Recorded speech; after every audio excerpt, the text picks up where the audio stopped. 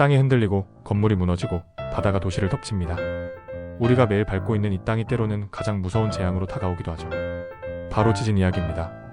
지진은 지구 내부에서 발생한 강한 에너지가 지각을 흔들며 발생하는 자연현상입니다. 이 현상은 지구 내부의 암석층이 갑작스럽게 움직이며 방출하는 에너지가 지진파라는 형태로 나타나는 것인데요. 자연지진은 보통 판구조론에 의해 설명됩니다. 지구의 표면은 여러 개의 판으로 이루어져 있고 이 판들은 서로 부딪히고 어긋나며 에너지를 축적합니다.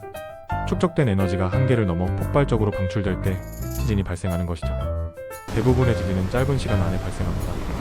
몇 초에서 길어야 몇 분.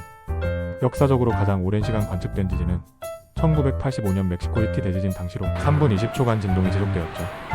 보통 지진은 진앙, 즉 지진이 지표에 도달하는 첫 번째 지점에서 가장 강력하게 느껴지고 그로부터 멀어질수록 약해집니다.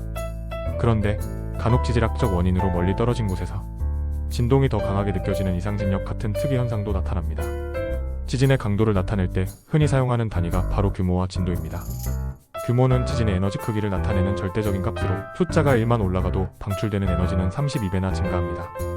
반면 진도는 지진을 특정 지역에서 체감한 흔들림의 세기를 나타내는 것으로 진원과의 거리나 집안 상태에 따라 다르게 측정됩니다.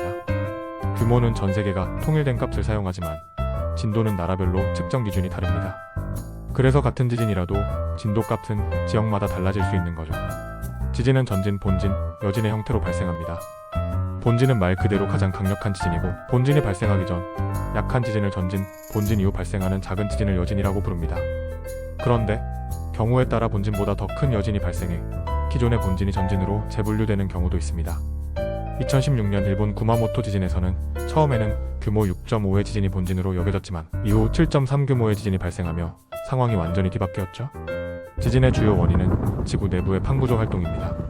지구 표면을 구성하는 여러 개의 판이 충돌하거나 어긋나는 과정에서 강력한 응력이 축적되고 이 응력 임계점을 넘어 암석이 부서질 때 지진이 발생합니다.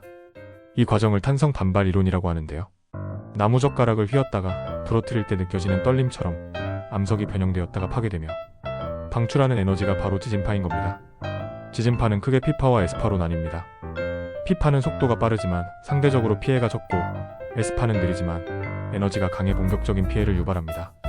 오늘날에는 이러한 지진파를 분석해 긴급 지진 속보를 발령하는 시스템이 구축되어 있는데 일본은 세계 최초로 이 시스템을 개발해 많은 생명을 구했습니다. 지진으로 인해 발생하는 또 다른 심각한 현상은 쓰나미입니다. 해저에서 지진이 발생하면 거대한 물결이 발생해 해안가를 덮치게 되는데 2004년 인도네시아 수마트라 섬에서 발생한 규모 9.3의 대지진과 쓰나미는 22만 명 이상의 목숨을 앗아갔습니다. 일본에서도 동일본 대지진 당시 지진보다 쓰나미로 인한 사망자가 훨씬 많았죠. 그렇다면 지진은 어디에서 가장 자주 발생할까요? 대표적인 지진 다발 지역으로는 환태평양 조산대를 꼽을 수 있습니다. 일본, 칠레, 인도네시아 같은 국가들이 여기에 포함되죠. 특히 일본은 전 세계에서도 지진이 가장 자주 발생하는 나라 중 하나로 매년 크고 작은 지진이 끊이지 않습니다.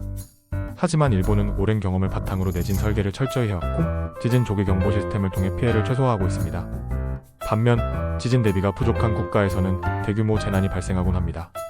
2010년 아이티 지진은 약 30만 명이 목숨을 잃고 국토의 대부분이 황폐화되는 참사를 낳았습니다.